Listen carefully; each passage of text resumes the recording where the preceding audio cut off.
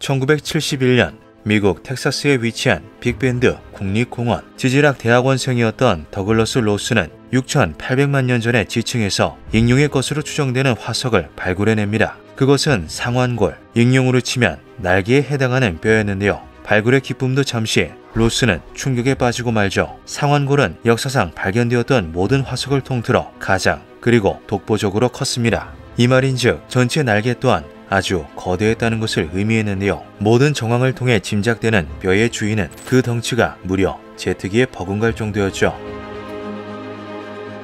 이어진 조사에서 추가적인 표본들이 발굴되었고 이것이 먼 과거 실존했던 익룡의 한 종류라는 것이 확실해집니다. 로스는 이 거대한 익룡에게 케찰코아틀루스라는 이름을 붙였는데요. 이것은 아즈텍 신화에 등장하는 깃털 달린 뱀신 케찰코아틀에서 유래한 것이었죠. 케찰코아틀루스는 발견 즉시 각종 신문사에 대서특필되며 학계와 대중 모두에게 엄청난 화제가 됩니다. 당시에는 크기가 지금보다 더 과장되어 제트기보다도 거대한 15m의 윙스팬으로 묘사되고는 했는데요. 하늘을 뒤덮는 엄청난 크기에 몸무게가 500kg에 달하는 익룡이 실제했다는 것을 알게 된 학자들은 충격에 뒤이어 큰 난제에 직면하게 되죠. 바로 이 정도의 크기와 무게를 가진 거대 파충류가 대체 어떻게 하늘을 날았는가 하는 문제였습니다. 1970년대 케찰코아틀루스가 최초로 발견되고서 가장 먼저 제기된 비행 가설은 다름 아닌 비행 불가였는데요. 고생물학자들은 이렇게 거대한 덩치를 가진 생물이 공중에 떠 있을 수 있는 양력과 추진력을 생성하는 것은 불가능하다고 여겼죠.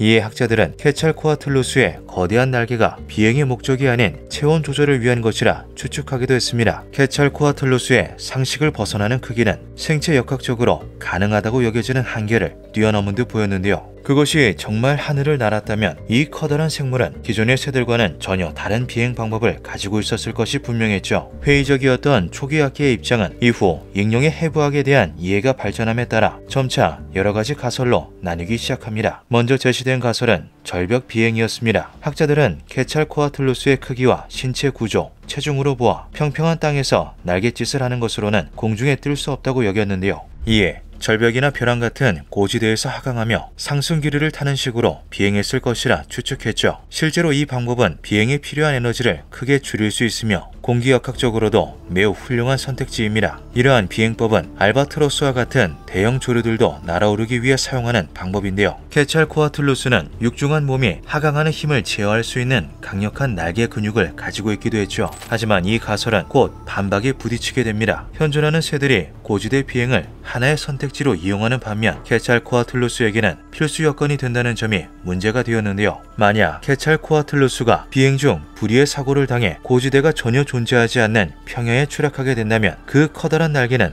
무용지물이 되어버려 하염없이 걸어 다닐 수밖에 없다는 것이죠. 결국 케찰코아틀루스는 지형의 도움 없이도 자력으로 비행이 가능했어야 한다는 결론이 나오게 됩니다. 두 번째는 도움닫기 가설이었습니다. 익룡은 조류와는 확연히 다른 날개 구조를 가지고 있는데요. 손가락뼈가 융합되어 날개의 형태를 하고 있는 새와 달리 익룡은 한 개의 손가락만 길게 늘어나 날개를 형성하는 식이었죠. 때문에 익룡은 변형되지 않은 나머지 3개의 손가락으로 땅을 짚으며 4발로 걸어다닐 수 있었습니다. 익룡의 사족보행은 화석을 통해 증명된 사실이기도 한데요. 전라남도 해남에서 발견된 아시아 최초의 익룡 발자국 화석 해남 이크누스에는 백악기 시절 한반도 남부에 살았던 익룡이 4발로 걸어다녔다는 뚜렷한 흔적이 남아있죠. 케찰코아틀루스의 경우 덩치가 유별나기는 하지만 그에 걸맞는 강력한 앞다리 근육을 가지고 있었으므로 여타 익룡들처럼 사족보행 또한 가능했을 것이라 추측되었습니다. 4발로 걸어다니던 케찰코아틀루스가 비행이 필요한 순간 앞다리로 땅을 짚고 그것을 도움닫기 삼아 뒷다리를 들어올리면서 비행을 시작하였다는 가설이었는데요. 하지만 앞발 도움닫기만으로 케찰코아틀루스의 비대한 몸집, 길다란 목, 커다란 머리를 동시에 들어올렸다는 것은 쉬이 납득하기 어려웠죠. 그렇게 탄생한 것이 도움닫기설을 좀 더 보완한 발사 가설이었습니다. 연구가 거듭되며 케찰코아틀루스의 추정 몸무게는 500kg이 아닌 250kg으로 절반 가까이 줄어들었는데요. 이것은 익룡의 뼈가 속이 꽉 찬 형태가 아닌 비어있는 구조의 자전거 바퀴살 같은 버팀대가 존재했다는 것이 새롭게 밝혀지며 드러난 사실이었죠. 이로 인해 익룡은 거대하면서 가볍고 또 튼튼할 수 있었습니다. 이에 학계에서는 익룡이